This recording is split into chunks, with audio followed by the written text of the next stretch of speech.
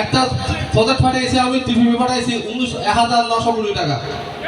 যদি সব কিছু ঠিক হয়ে যায় ইনশাল্লাহ আগামী ৩ থেকে ৬ মাসের মধ্যে একটা ইনশাআল্লাহ বিষয় পাস হবে।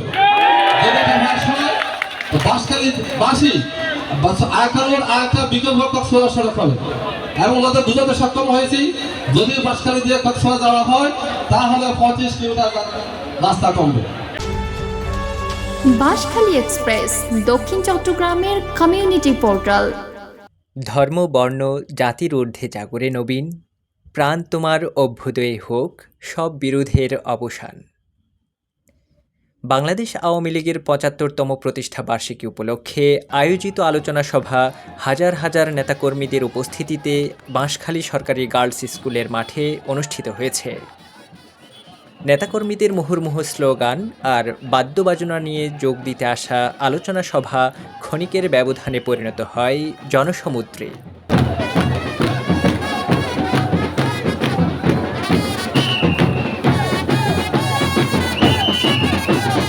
প্রতিষ্ঠা বার্ষিকীর কেক কেটে জনসমুদ্রকে সাথে নিয়ে র্যালিতে অংশগ্রহণ করেন চট্টগ্রাম ১৬ আসনের সংসদ সদস্য আলহাজ মুজিবুর রহমান সিআইপি। প্রতিষ্ঠা বার্ষিকী উপলক্ষে আয়োজিত র্যালিটি উপজেলা সদর থেকে শুরু হয়ে বাঁশখালীর বিভিন্ন সড়ক প্রদক্ষিণ করে। উক্ত আলোচনা সভায় বাঁশখালী উপজেলা আওয়ামী লীগ, যুবলীগ, শ্রমিক লীগ, ছাত্রলীগ সহ সহযোগী সংগঠনের নেতাকর্মীরা উপস্থিত ছিলেন। উক্ত আলোচনা সভায় যোগ দিয়ে চট্টগ্রাম ১৬ আসনের সংসদ সদস্য আলহাজ মুজিবুর রহমান সিআইপি বলেন, আমি মহান রব্বুল আলামিনের কাছে শুকরিয়া আদায় করছি যা শেষ রহমতে এই মহতী অনুষ্ঠানে উপস্থিত হয়ে আপনাদের সামনে দু একটি কথা বলার সুযোগ পাওয়ার জন্য। দমন চলা হবে না, ইটবলি থেকে সফলগঞ্জ হয়ে কুস্কুল পর্যন্ত ১৭ কিলোমিটার রাস্তা বাকি আছে, এটা করতে হবে। আমার কথায় জনতার মন আল্লাহ সন্তুষ্ট হয়ে একটা প্রজেক্ট পাঠিয়েছি, আমি টিভি পাঠাইছি ১,৯০০ কোটি টাকা। যদি সব কিছু ঠিক হয়ে যায় ইনশাল্লাহ আগামী ৩ থেকে ৬ মাসের মধ্যে একটা ইনশাআল্লাহ বিষয় পাস হবে। যদি এটা পাস হয় তো বাঁশখালী বাসী আয়কানুর আরেকটা বিকল্প কক্সবাজার সড়ক পাবে এবং ওদের বুঝাতে সক্ষম হয়েছি যদি বাঁশখালী দিয়ে কক্সবাজার যাওয়া হয় তাহলে ২৫ কিলোমিটার রাস্তা কমবে।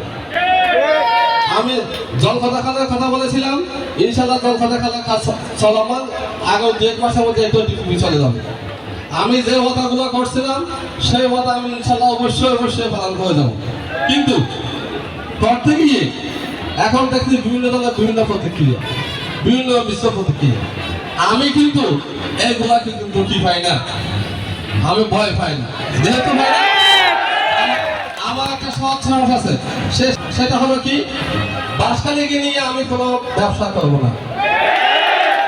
আর যারা ব্যবসায় নিয়ে বাঁশখালী নিয়ে ব্যবসা করতে চায় তাদের ঘুম হারাম হয়ে গেছে। তাদেরকে আমি স্পষ্ট কথা বলে দিতে চাই আমার চাওয়া পাওয়া কিছু নাই। আপনারা যারা হুমকি ধমকি দিচ্ছেন আপনার শুধু এক ঘরে আছেন। আল্লাহ আমি যে ঘরে জন্মগ্রহণ করেছি সেই দুটা ফুটবল টিম আছে, আমি কিছু হলেও কোনো সমস্যা না, একটা খেলোয়াড় থাকবেই। সুতরাং এগুলো নিয়ে মাখামাখি খাওয়ার দরকার নেই। আমি বলতে চাই আসুন, বাঁশখালী পিছিয়ে গেছে, আপনারা আসুন আমাদের দুধগুলো ধরা দেন, আমরা সব সম্পূর্ণ হয়ে নিই। দরকার সবসময় করা বাঁশখালী যদি উন্নতি করতে হয় সবাইকে আসতে হবে। কে কোন পার্টি কোনো বড় কথা নয়, বাঁশখালী বাসী হলেই আমাদের দল মুক্ত। কিন্তু যদি মনে করেন এই লোক মনে হয় কি নরম প্রকৃতি থেকে এসে এগুলো বলে যান, কেউ যার জায়গা সে আছে সেটা দেখা যাবে। তারপর বিভিন্ন অফিসে যে উন্মাদ ছিল, দুর্নীতির উত্থান ছিল, সে উত্থান ইনশাল্লাহ কমে যাচ্ছে আর ইনশাল্লাহ কমে যাবে। আমি যদি দুর্নীতি করি আপনাদের ওয়াদা করতে হবে, যদি আমি দুর্নীতি করি আমাকে বলতে হবে আপনি এটা দুর্নীতি করতেছেন, আমি অবশ্যই বলবো। আর যদি কেউ এবং আমি যদি দুর্নীতি করি আমার বিরুদ্ধে কথা বলতে হবে, বলতে পারবেন কিনা? আমি শ্রদ্ধার সাথে স্মরণ করছি আওয়ামী লীগের প্রতিষ্ঠাতা থেকে বর্তমান পর্যন্ত যে সমস্ত আওয়ামী লীগের নেতা কর্মী গণতান্ত্রিক আন্দোলন সংগ্রামে নিহত হয়েছেন, আহত হয়েছেন তাদের সকলকে আমি বিশেষভাবে স্মরণ করছি। এই বাঁশখালী আওয়ামী লীগ প্রতিষ্ঠার কালের থেকে যে বাজারা গুটি গুটি পায়ে পায়ে করে বাঁশখালী আওয়ামী লীগকে আজকে ধন্য করেছেন সকল আওয়ামী লীগ নেতাদেরকে আমি শ্রদ্ধার সাথে স্মরণ করছি। আমি গত নির্বাচনের আগে নৌকা প্রতীক নিয়ে প্রার্থী হওয়ার জন্য কেন্দ্রীয় আওয়ামী লীগের কাছে ফর্ম জমা দিয়েছিলাম। আমি যখন নমিনেশন পাইনি তখন নেত্রীর কাছে সালাম করতে গিয়েছি। নেত্রীকে জিজ্ঞেস করলাম, নেত্রী যদি আপনি যদি অনুমতি দেন নির্বাচন করবো, আর যদি আপনি কি না করেন নির্বাচন না করতে হলে করবো না। নেত্রী বলছে যে তোমার এখন সময় উঠাবো, এখনো এগিয়ে যাওয়ার সময় আছে, তুমি যদি মনে করো তুমি সুষ্ঠু মনে উঠে আসতে পারবে তাহলে তুমি মাথায় কাজ করো। এবং এটা বলার পর আমি 18 তারিখ নির্বাচনে আনুষ্ঠানিক প্রচারণা চালাচ্ছি।